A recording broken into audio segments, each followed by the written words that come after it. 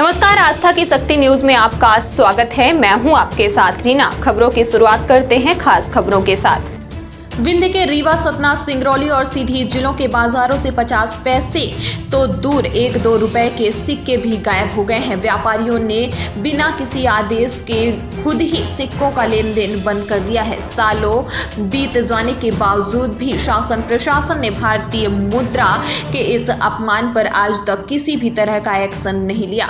भारत में नोटबंदी के दौरान केंद्र सरकार और आरबीआई ने 500 और 1000 के पुराने नोटों के लेन देन को प्रतिबंधित किया था, लेकिन विंध्य के रीवा, सतना, सीधी और सिंगरौली जिलों के व्यापारियों ने तो इस नोटबंदी को सिक्का बंदी में बदल डाला। 8 नवंबर 2016 को नोटबंदी का आदेश होने के बाद से विंध्य में 1 और 2 रुपए के सिक्कों का भी प्रचलन बंद हो गया। व्यापारी तो 1 और 2 रुपए के सिक्के लेते ही नहीं और अब तो बैंक भी इन सिक्कों के लेन देन पर आनाकानी करते हैं। सबसे बड़ी बात यह है कि विंध्य में सिक्कों का प्रचलन बंद होते हुए लगभग 6 साल होने आ रहे हैं।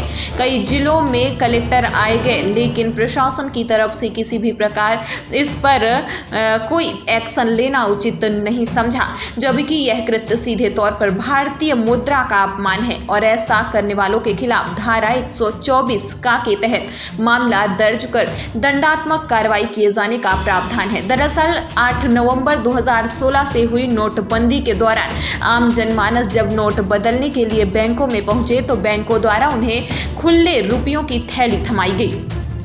इस कारण भारी तादाद में चिल्लर खुले पैसे मार्केट में पहुंच गए।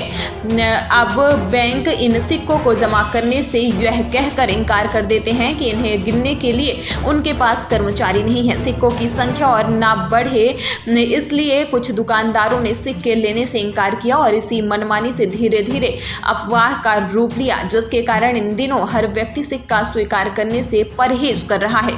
जबकि पड़ोसी राज्य उत्तर प्रदेश के सभी जिलों में 1-2 रुपए तो छोड़िए, अभी भी 50 पैसे के सिक्कों का चलन हो रहा है।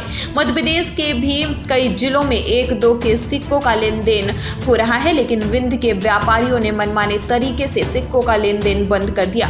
ऐसे ही हालात नोटबंदी के बाद मुरैना जिले में भी हुए थे। व्यापारियों ने मनमाने तरीके से सिक्कों का लेन देन बंद कर दिया था। इस पर मुरैना कलेक्टर भास्कर लाक्षाकार ने नाराजगी जाहिर करते हुए सिक्कों को लेने में आनाकानी करने वालों पर धारा 124 का के तहत मामला दर्ज कर दंडात्मक कार्रवाई किए जाने का आदेश जारी किया था। इसके बाद जिले में सिक्कों का प्रचलन फिर शुरू हो गया था। सिक्का अधिनियम 2011 की धारा 6 के तहत रिजर्व बैंक द्वारा जारी सिक्के भुगतान के लिए वैध मुद्रा है, बशर्ते कि सिक्के को जाली नहीं बनाया गया हो।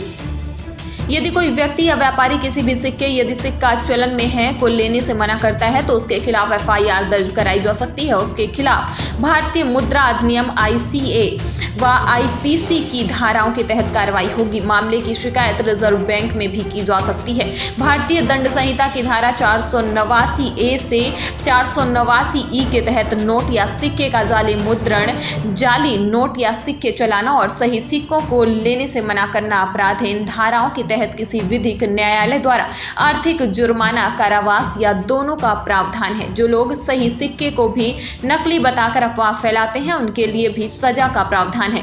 अफवाह फैलाने वालों पर आरबीआई के नियम के अलावा IPC की धारा 505 के तहत भी मुकदमा दर्ज कर कार्रवाई की जा सकती है। इससे अधिनियम अधिकतम 3 साल की सजा और जुर्माने का प्रावधान है, जबकि सिक्के को गलाना एक अपराध है जिसमें 7 साल की सजा हो सकती है।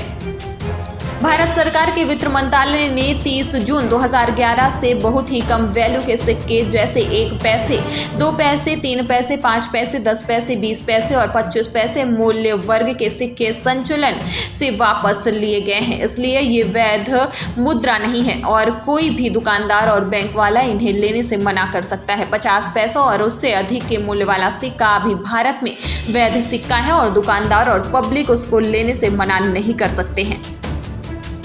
अब तक की खबरों में बस इतना ही। ताजा तरीन खबरों के लिए देखते रहिए आस्था की शक्ति न्यूज। नमस्कार।